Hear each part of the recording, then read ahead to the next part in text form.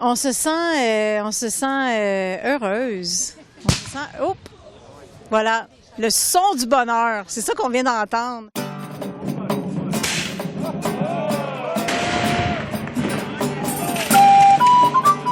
C'est fantastique. On avait hâte de vous voir, on avait hâte de voir les gens. Hey, ça va très bien. Premièrement, on a une très, très belle journée. C'est le 30e anniversaire. Les gens sont au rendez-vous. Hein. C'est des retrouvailles à chaque année, cette affaire-là. Hein. C'est la 7e année pour moi. Puis là, c'est encore plus fun parce que j'emmène mes enfants.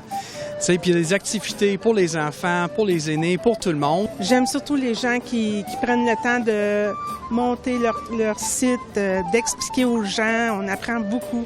Là, tu mets ta perche là-dessus, puis au bout de ta corde, tu accroches la cuillère. Puis ça va te dire la météo, ça. Si elle devient tremble, c'est parce qu'il mouille. C'est le 30e anniversaire, mais c'est la première année qu'on est de retour en force après une période creuse. C'est une tradition, puis on a hâte de se revoir à toutes les années. C'est dit souvent qu'il faut savoir d'où on vient, savoir d'où on va. Fait que là, on sait un peu d'où on vient.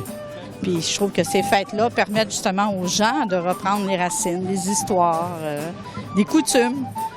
Puis moi, je trouve ça très bien. Je vais emprunter la phrase d'un célèbre.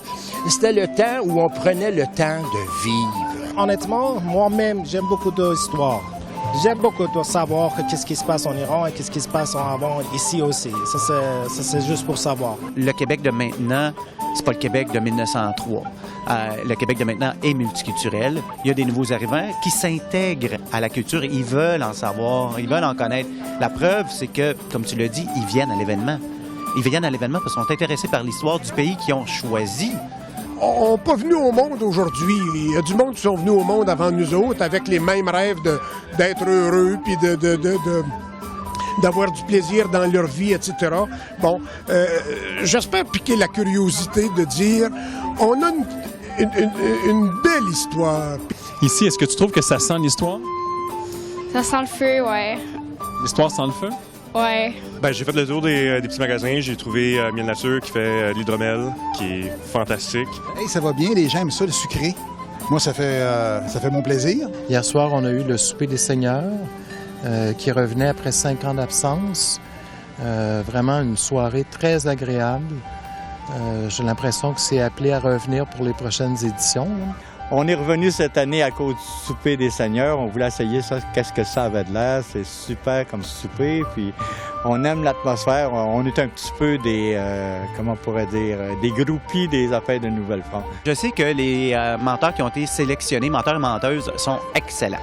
C'est un concours, mais il n'y a rien à gagner. Il y a un titre, on s'entend, c'est le fun de gagner le titre, c'est le fun de gagner le concours pour tout le monde. Alors, on veut que les gens s'amusent et reviennent. Et reviennent consommer du conte, reviennent consommer de l'art. Alors, je pense que ce soir, on va avoir vraiment un haut niveau de spectacle. Les seigneuriales, pour moi, c'est une rencontre des nations, puis être capable de partager notre savoir. J'aime ça, le partager avec le monde qui vient de visiter sur le territoire des Premières Nations ici. Parce que c'est ce qu'on fait au seigneurial. Hein? On fait vivre des émotions, on stimule les sens. Puis on touche les gens aussi. Donc, les seigneuriales, ça passe par le cœur d'abord. Donc, je pense que c'est ce que les gens ressentent quand ils viennent ici. C'est quoi qu'il y a dans la petite table? C'est de l'eau pétillante. Du ginger ale? Ben, comme tu dis, oui, parce que ça n'existait pas dans mon temps.